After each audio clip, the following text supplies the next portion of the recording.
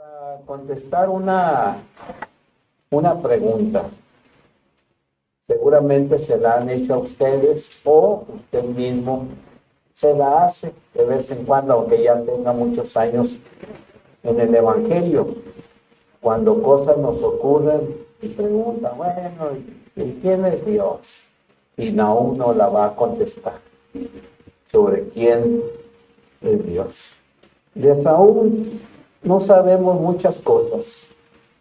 Lo único que sabemos era que de un lugar que se llamaba El Cos, cerca de Judá, pero no hay indicios de este pueblo hasta el día de hoy.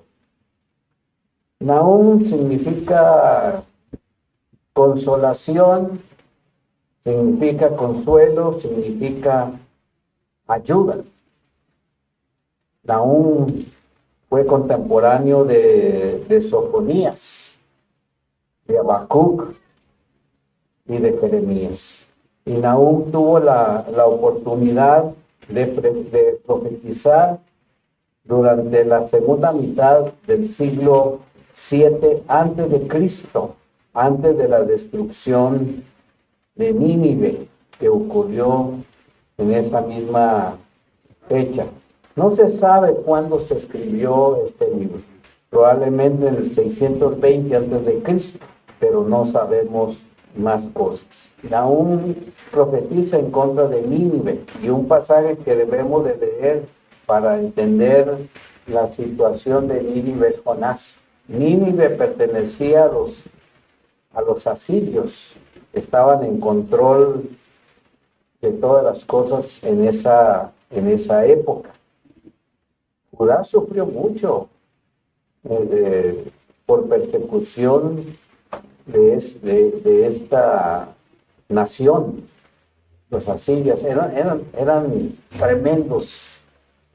Los asirios mataban gente aunque no hubiera guerra. Simplemente si se les antojaba matar a alguien, lo mataban.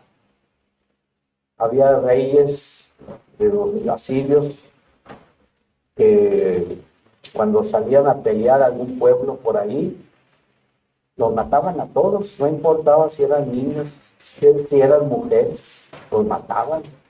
Hombres pues no se diga. Y a veces utilizaban los mismos cadáveres para cerrar las puertas de las ciudades conquistadas, y le prendían fuego a los que estaban ahí, y la gente no podía salir por la gran cantidad de cadáveres. Otros acomodaban las cabezas de los vencidos hacia los lados de las puertas de las ciudades vencidas. Así que Nínive y los asirios, pues era característica de maldad. Cuando Nahum predica, ya había pasado la predicación de Jonás. Ya había pasado como 300 años atrás, o quizás más. Y si ustedes se acuerdan la historia, Dios le dijo a Jonás que fuera a Nínive, que él les predicara y que ellos se arrepentirían de sus pecados. Y Jonás no quiere. Dice, ¿cómo que voy a ir a predicar? Se van a arrepentir, entonces ya no va a haber castigo. Y Jonás es cuando huye, porque no quiere cumplir con la voluntad de Dios. Y se va en un barco, suceden algunas cosas allí, Jonás es echado al agua, viene un gran pez, se lo engulle, y viene y lo vomita en la orilla. Después de aquella experiencia, Jonás va y predica. Y pasó un buen tiempo. Parece que Nínive era una ciudad muy grande. Estaba rodeada por por 15 kilómetros de muro, o sea, alrededor, una circunferencia de 15 kilómetros. Había alrededor de la ciudad de Nínive, había un canal de 45 metros de ancho, que por lo general estaba lleno de agua, para que los enemigos no viniesen e hiciesen estragos en la ciudad de Nínive. Así que Jonás tiene mucho trabajo por hacer ahí. Y a propósito, como un dato curioso, estamos hablando de Nahum, pero vamos a hablar de Jonás. Si algunos han llegado a pensar que no es posible que una ballena se pueda engullir a una persona, pues las ballenas que conocemos a lo mejor no. Pero hermanos míos, hay una gran cantidad de ballenas, incluso hasta desconocidas. Pero aquí el punto es que Dios cumplió con su propósito para Nínive. Y según Jonás, Nínive se arrepintió. Pero para el tiempo de Nahum, parece que aquel arrepentimiento no fue genuino. Hicieron caso porque también los habitantes de Nínive, los asirios, eran muy supersticiosos. Y en esa época habían ocurrido dos eclipses solares. Uno, no sé, en 622 y otro en el 684, por ahí, retirados, pero al final de cuentas hicieron mellas en los corazones de los de Nínive. Puede ser que ese fue su arrepentimiento que tuvieron.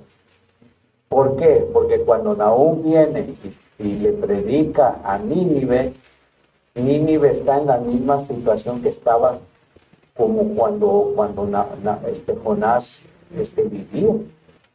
Eso a mí me hace pensar que, pues, hermanos, si podemos mantener nuestro espíritu de rebeldía hasta las últimas consecuencias, pase lo que pase, suceda lo que suceda, tengo que decirles, hermanos, que estamos muy equivocados. Pensar que Dios no va a juzgar lo que tiene que juzgar, que Dios no va a hacer nada con lo que tiene que hacer. Todas estas situaciones que estamos viviendo de violencia, hermanos, un día Dios va a juzgar esa tierra y la va a juzgar como Él solamente sabe juzgar, y la gente no va a escapar. ¿Y sabe por qué? Y aquí es la primera cosa que vemos. Porque, hermanos, Dios es vengador contra sus enemigos. Es lo que Nahum cree. Si le preguntó, ¿de quién es Dios? Dios es vengador de sus enemigos. A veces pareciera que Dios no tiene enemigos. La gente habla muy bonito de Dios, sobre todo cuando se vienen estos tiempos de fiesta. ¿Cuánta palabra bonita se oye en la radio y en la televisión y se ve ahora en el internet? De tanta palabrería hermosa, hablando de Dios, pero hermanos, palabras huecas y sin sentido. Toda esta gente que habla bonito no creen que Dios tiene enemigos. En la actualidad, Dios tiene enemigos. Y Nahum enseña y muestra que Dios va a juzgar a todas las naciones del mundo. No importa cuánto poderío tengan, se sabe por las noticias y viendo la historia de cuántas naciones poderosas ha habido en toda la historia del mundo, con montones de dinero y de oro y piedras preciosas y propiedades. Bueno,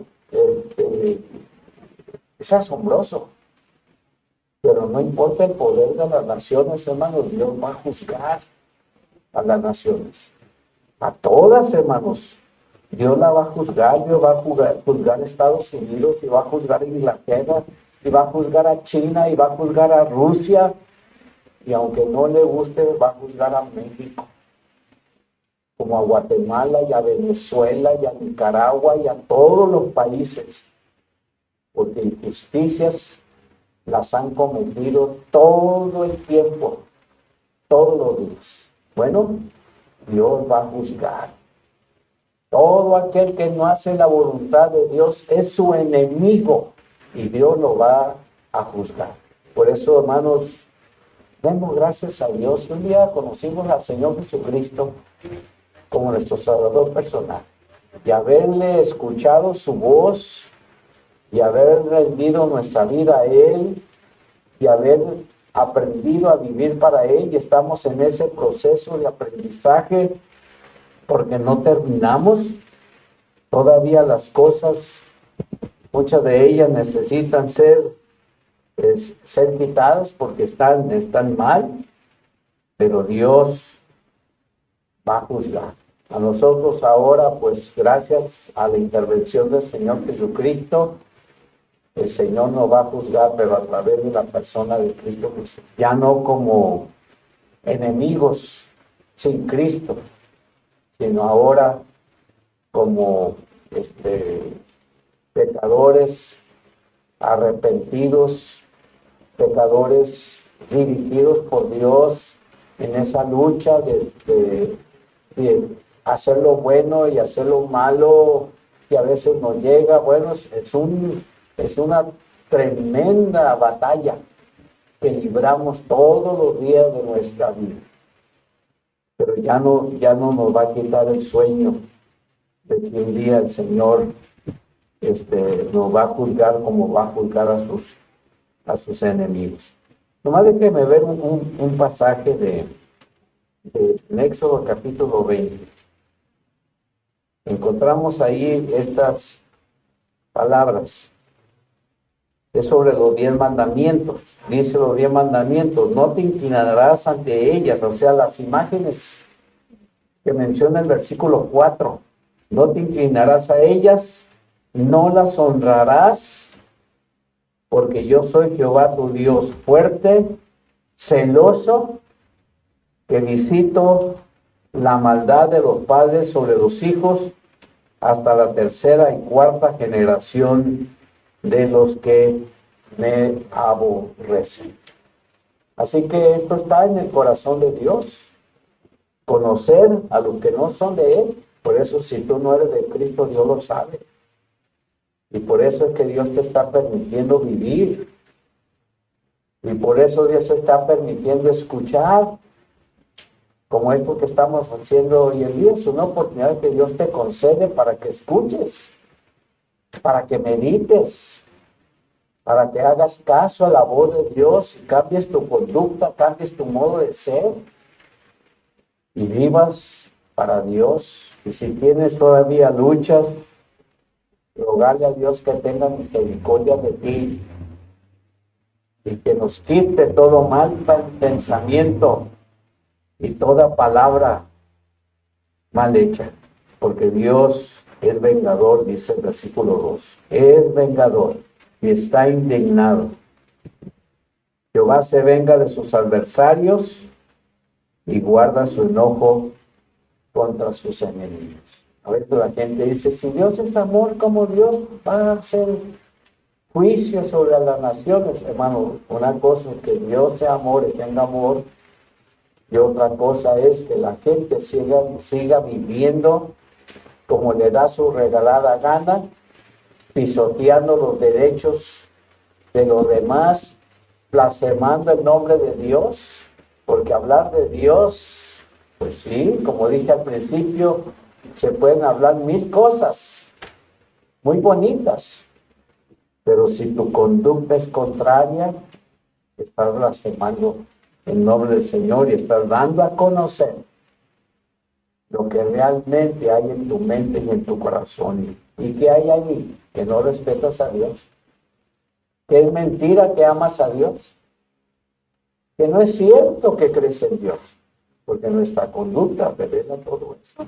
El Señor Jesucristo le dijo a sus discípulos, el buen árbol se conoce por sus frutos. El buen creyente se conoce por la forma como se conduce, por las palabras que hay en su boca. Hablando de ello, de nuestra boca no debe de salir ninguna palabra obscena, ninguna palabra sucia. Deben salir palabras que agraden a Dios y que den a conocer su nombre. La segunda cosa lo vemos en la primera parte del versículo 3. Dice, Jehová es lento para la ira y grande en poder. Aquí vemos una enseñanza muy importante. El Señor es conocedor de culpables. Si Él sabe quiénes son sus enemigos, pues con justa razón sabe quién es culpable. Porque es fácil de culparse por las palabras, es fácil. Es fácil. Y ahora con las redes sociales podemos decirle a todo el mundo que no somos culpables. Pero a Dios no lo podemos engañar. Y aunque el mundo en general desconozca a Dios y no quiera saber de Él, de todas formas Dios sabe de Él. Sabe de su persona. Por eso a nuestros niños no podemos dejar que no escuchen la voz de Dios. En el mismo Éxodo, pero en el capítulo 34, leemos lo siguiente. Y pasando Jehová por delante de él, proclamó, Jehová, Jehová fuerte, misericordioso y piadoso, tardo para la ira y grande misericordia y verdad, que guarda misericordia a millares, que perdona la iniquidad, la rebelión y el pecado, y que de ningún modo tendrá por inocente al malvado, que visita la iniquidad de los padres sobre los hijos y sobre los hijos de los hijos hasta la tercera y cuarta generación. Por eso dice el versículo 8 de este capítulo 34, que después de que Moisés profiere estas palabras, se inclina a tierra y ora y adora al Señor Todopoderoso. Qué importante es esto, hermanos, que lo entendamos. También en el Salmo 103, en el Salmo 103 también se lee lo siguiente, 103:5. Dice, el que sacia de bien tu boca, de modo que te rejuvenezcas como el águila. Que fue 103:5. Y ahí a la vuelta, en el 104:3, dice, hablando de Dios, que establece sus aposentos entre las aguas, el que pone las nubes por su carroza, el que anda sobre las alas del bien. Dios sabe todo. Y dice la otra cosa de Nahum, pero versículo 3, pero la segunda parte hasta el versículo 5, dice que Dios es soberano sobre su creación. No sé si será cierto, si es una falsa noticia o un simple rumor, pero sí sabe que ahí viene otro meteoro y que viene a toda velocidad y supuestamente va a chocar contra la Tierra. Y ya la NASA ha creado un cohete especial que supuestamente ya lo lanzó para desviar este asteroide y enviarlo hacia otra parte.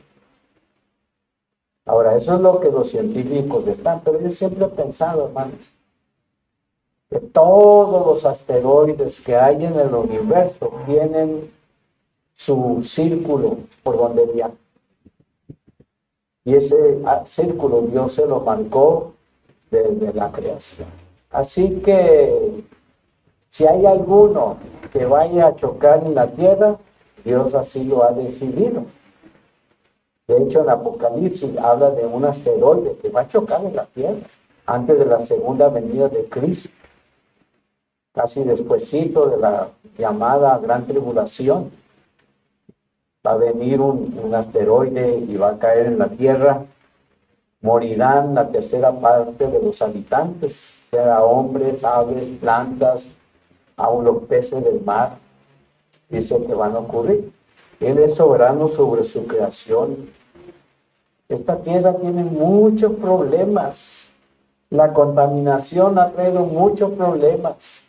Se sigue hablando de la famoso ozono que está invadiendo todos los rincones, pero eso no significa, hermanos, que Dios va a descuidar su creación.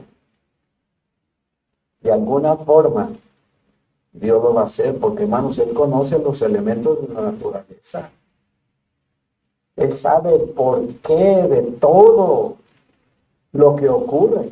Por eso dice este versículo 3b, o sea, la segunda parte: Jehová marcha en el huracán, Jehová marcha en la tempestad, las nubes son el polvo de sus pies. El versículo 4, reprende al mar y hace que se seque,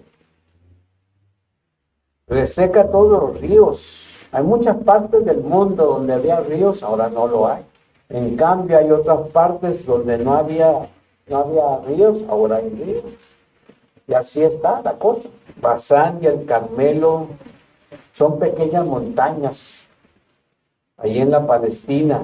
Estos se caracterizaban por sus tierras tan especiales que ayudaban. El Carmelo, también el Monte Carmelo, dice aquí que se marchita, porque en esos lugares las maderas finas para esos muebles lujosos existen en estos lugares. Incluso árboles grandes que no eran de madera fina, pero eran algo fuertes, se cortaban para hacer los mástiles de las barcas.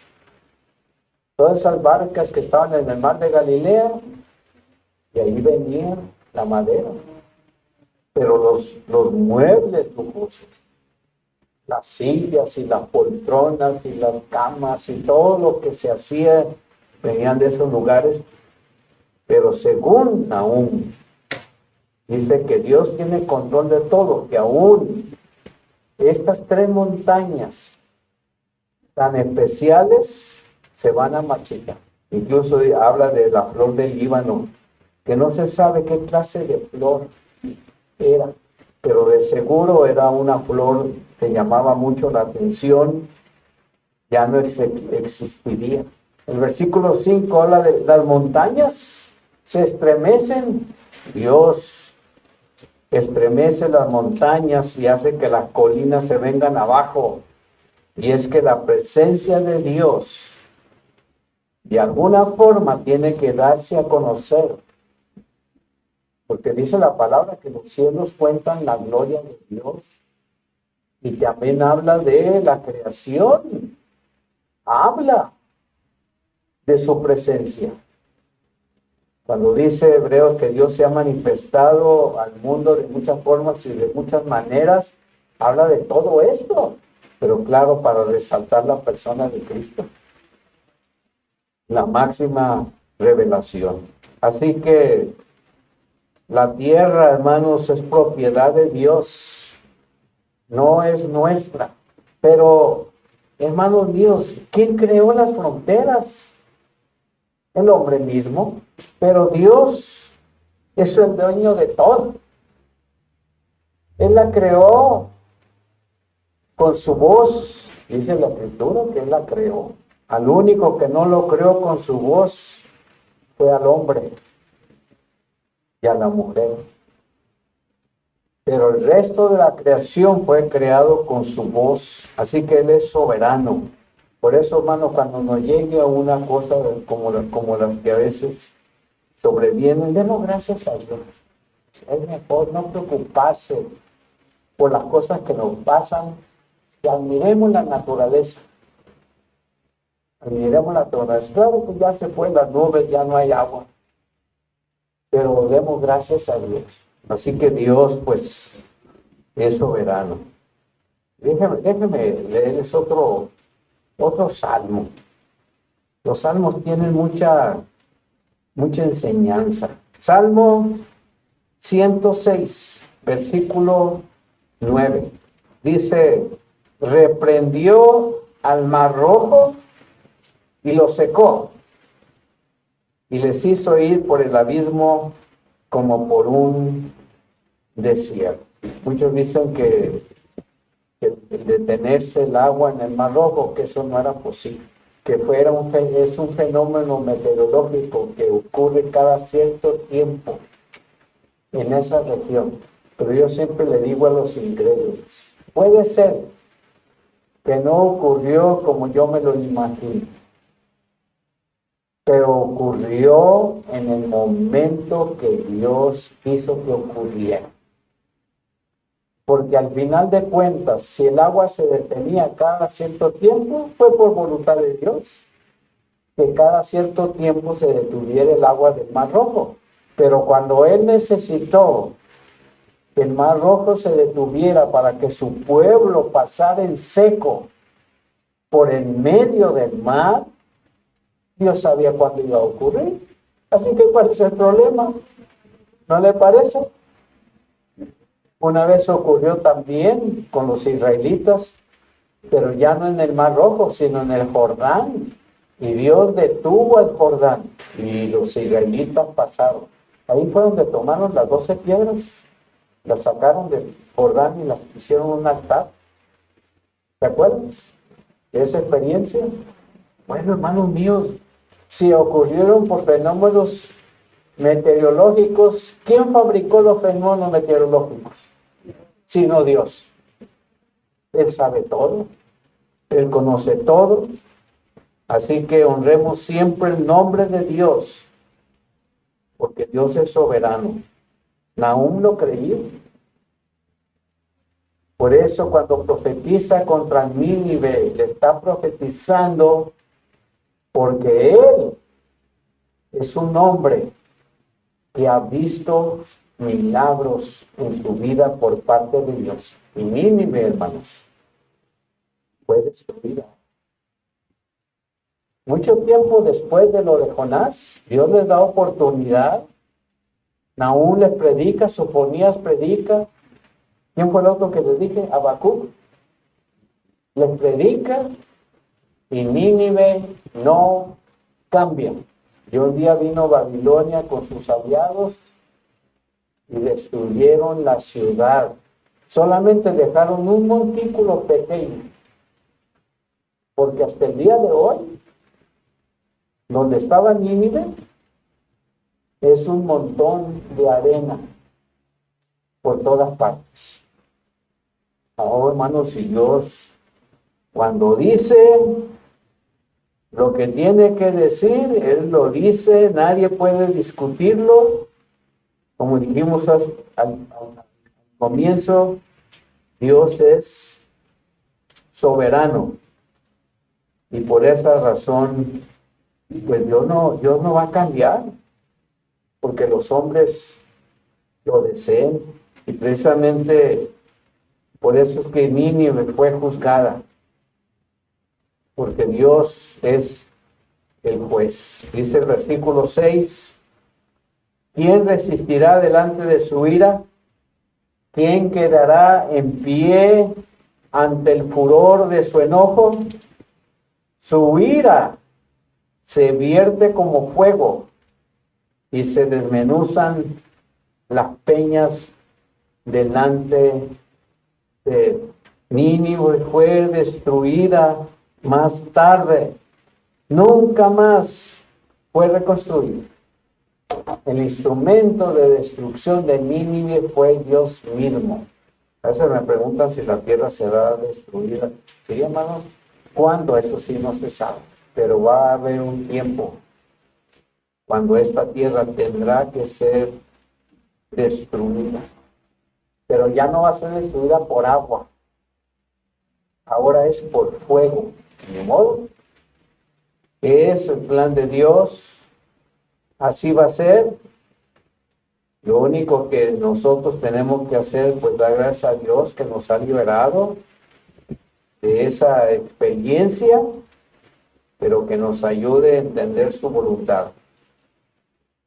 En Primera de Reyes, capítulo 19, en el versículo 11, dice, él le dijo, sal fuera y ponte en el monte delante de Jehová. Y he aquí que Jehová que pasaba y un grande y poderoso viento que rompía los montes y quebraba las peñas delante de Jehová. Pero Jehová no estaba en el viento y tras el viento un terremoto, pero Jehová no estaba en el terremoto. Bueno, Elías tuvo la experiencia esa de ver a la tierra moverse. Por supuesto, pero Dios lo hace porque Él conoce su creación. Todo es suyo. Esta tierra es suya. Nadie se la puede quitar. Y por último termino diciendo que a pesar de este juicio contra Nínive, Nahum profetiza a favor de Judá. Y le hace ver que pese a todas estas cosas que Él les ha dado a conocer, Dios es bondadoso. Versículo 7. Bueno es Jehová, es una fortaleza en el día de la angustia, y conoce a los que en Él se refugian.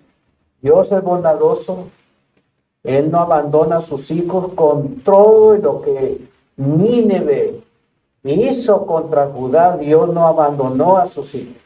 Dios nos va a cuidar y solamente va a permitir aquellas cosas que traigan glorificación para Él, para su nombre. Yo siempre añado, y que haga crecer su iglesia y que fortalezca mi vida. Me llame la atención en algunas cosas en las que ande mal y Dios me enderece, porque para eso son las cosas que están sucediendo. Porque, hermanos, Él conoce a sus hijos. El Señor Jesucristo le dijo a sus discípulos, mis ovejas, ¿qué cosa? Oyen mi voz y yo las conozco. Ellas me conocen. Y es cierto. Y una prueba que conocemos a Dios es cuando buscamos la palabra con avidez, con deseo. Puede ser que por el trabajo hemos descuidado la lectura y empezamos a sentir un desasosiego, una intranquilidad, una pequeña angustia, y llegamos a la conclusión de que está sucediendo eso porque no he leído la palabra. Y voy a la palabra y empiezo a tranquilizarme. Empiezo a sentir una paz de nuevo en mi vida. Y por eso, hermanos, Él sabe todo de nosotros. Antes de que viniéramos a la vida, ya Él sabía de nosotros. Dice también en el primer libro de Crónicas, capítulo 16, versículo 34, dice, aclamad a Jehová, porque Él es bueno, porque su misericordia es eterna. Y también el Salmo 28 dice lo siguiente, versículo 8 del 28, el Salmo 28. Jehová es la fortaleza de su pueblo, ¿y qué cosa? Y el refugio salvador de su ungido.